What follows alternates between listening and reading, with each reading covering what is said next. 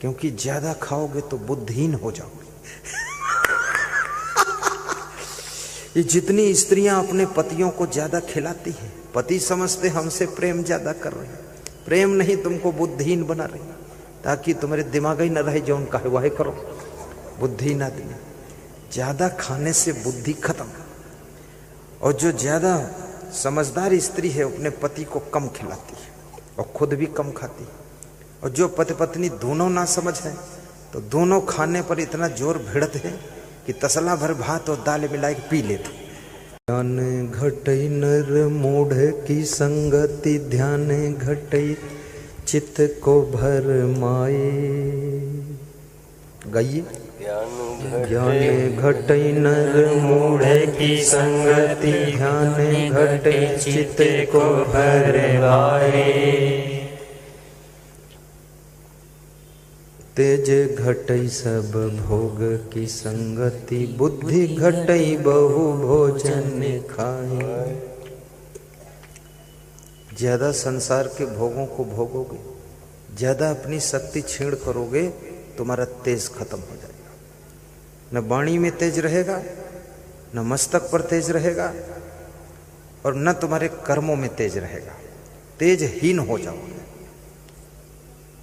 और तेजहीन व्यक्ति सुख विहीन हो जाता है। तेजस्वी भी बनो, वाणी में ओज हो, मुखमंडल पर तेज हो, और कर्मों में भी तेज होना चाहिए। चमक, आप ऐसा कर्म करो जिसकी चमक बहुत दूर तक जाए। तेज घटई सब भोग की संगति, बुद्धि घटई बहु भोजन खाए। बुद्धि घटई बहु भोजन खाए। आज से संकल्प लो कि एक रोटी कम खाएंगे। अब एक रोटी कम खाएंगे ये संकल्प तो ले लिया आपने, लेकिन अब कल से तुम मोटी रोटी बनाना शुरू करो तो संकल्प भी पूरा हो जाएगा और माल डबल हो जाएगा। कितने लोग गणित निकाल लेते हैं कि तुम चाहे जितनी चतुराई करो गुरुदेव, हमारी खोपड़ी पार नहीं हो पाओगे। मोटी रोटी बनाती है। कम खाने से पेट खराब नहीं होता है। मांस, मछली, अंडा ना खाने से पेट में कब्जियत नहीं होती है और हिंसा नहीं होती है। शाकाहारी भोजन करने से सात्विक विचार मन में ज्यादा आते हैं। सतोगुणी सात्विक भोजन। तामसी भोजन करने से तमोगुण पैदा होता है, क्योंकि शरीर भोजन के रस से ही ये तंदुरुस्त होता है। जो भोजन करते हो उसके तत्व शरीर में जाते हैं, उसका रस पहुंचता है और उसका प्रभाव शरीर पर दिखता है। इसलिए बहुत गर्म चीजें भी मत खाइए, बहुत ठंडी चीजें भी मत खाइए, नहीं शरीर आपका बीमार हो जाएगा।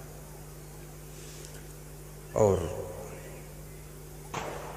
सर्दी के महीने में गिलोय का काढ़ा, थोड़ी अदरक डालकर, थोड़ा तुलसी पत्ती डालकर पीजिए। ये आपको सर्दी से बचाएगा। घुटनों में दर्द हो तो श्री च्यवन आयुर्वेद कंपनी का एनार्ट पाउडर राइट किंग तेल प्रयोग करिए। आपका 20 साल पुराना दर्द भी खत्म हो जाएगा। आपको यदि बार बार सर्दी जुकाम हो जाता है, एलर्जी हो जाती है, तो पंच तुलसी, 5 प्रकार की तुलसी का रस 7 बूंद पानी में डालकर गर्म पानी के साथ सवेरे पीजिए, तो एलर्जी आपकी खत्म हो जाएगी। हमेशा लीजिए, 1 शीशी आपके पास चलेगी 6 महीने तक। और यदि मौसम में जितने फल आते हैं, सुबह सुबह फल खाइए, सलाद खाइए, चाय वाय मत पीजिए। ज़्यादा इच्छा करे तो शाम को एक चाय ले लीजिए। शरबत भी मत पीजिए, फ्रिज का बहुत ठंडा पानी मत पियो, नॉर्मल पानी पियो, क्योंकि शरीर इतना ठंडा झेल नहीं पाएगा।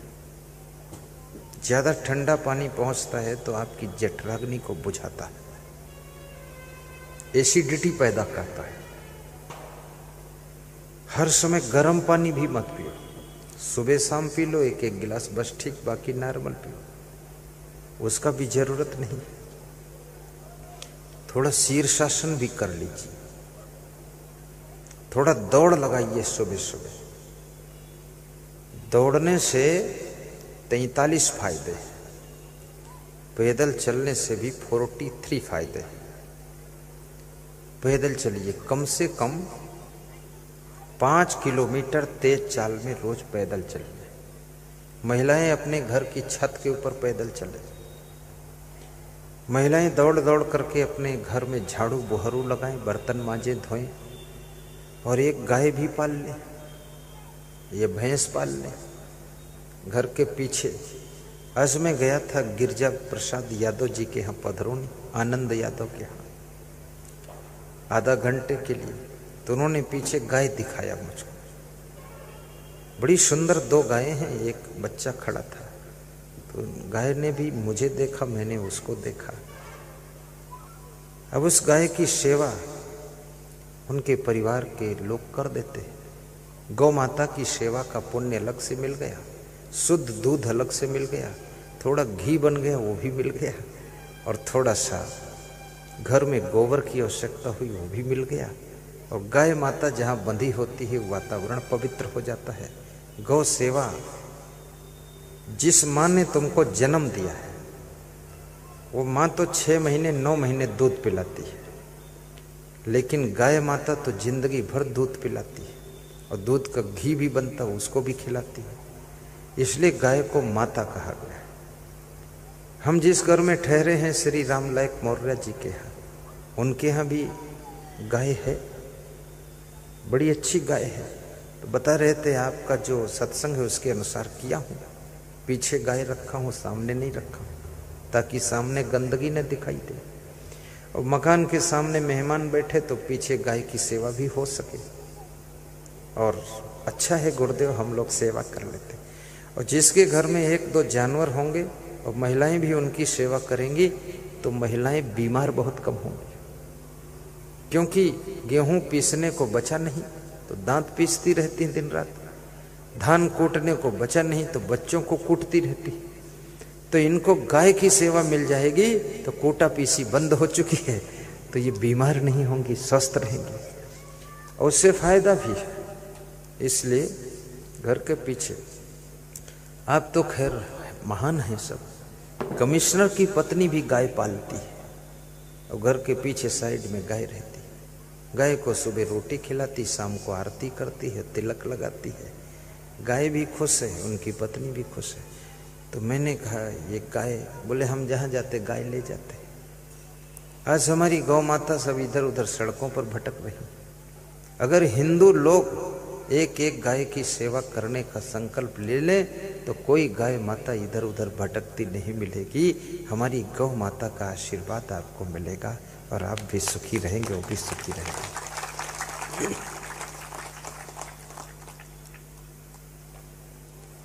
हिंदू कहते हैं कण कण में राम है, मुस्लिम कहते जर्रे जर्रे में खुदा है।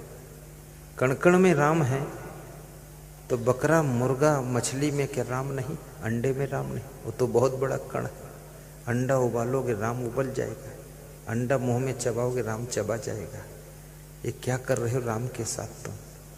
बकरा काटोगे राम कट जाएगा, बकरे के मांस को कढ़ाई में तलोगे तो राम तो छौंक जाएगा।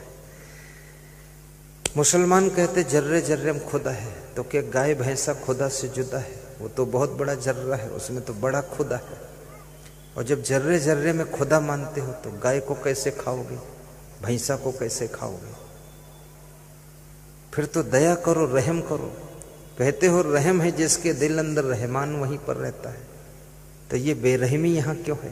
तो यहाँ रहमान कैसे रहेगा? यहाँ तो बेईमान रह रहा पहले से। हिंदू भी कहते हैं दया ही देवता है, तो दया तुम्हारे अंदर क्यों नहीं आती? ये मांस मछली अंडा पंडा सब क्यों खाते हो? फिर उल्टे नाम जपते हो, रामा रामा हरे हरे, और मुर्गी अंडा घरे घरे। हाँ, फिर वो गांधी जी की चौपाई बोलते हैं, रघुपति राघव राजा राम, पतित पावन सीताराम। तो पतित पावन सीताराम तो गाते नहीं, ये गाते हैं रघुपति राघव राजा राम।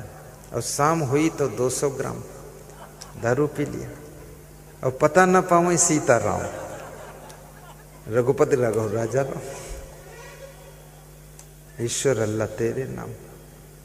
जब ईश्वर और अल्लाह उसी का नाम है, तो अलग अलग मस्जिद और मंदिर और गिरजाघर ये सब लफड़ा बनाने की क्या जरूरत है? और फिर ये भी कहते हो आत्मा में ही परमात्मा, तो फिर बाहर कौन है? बाहर कौन है?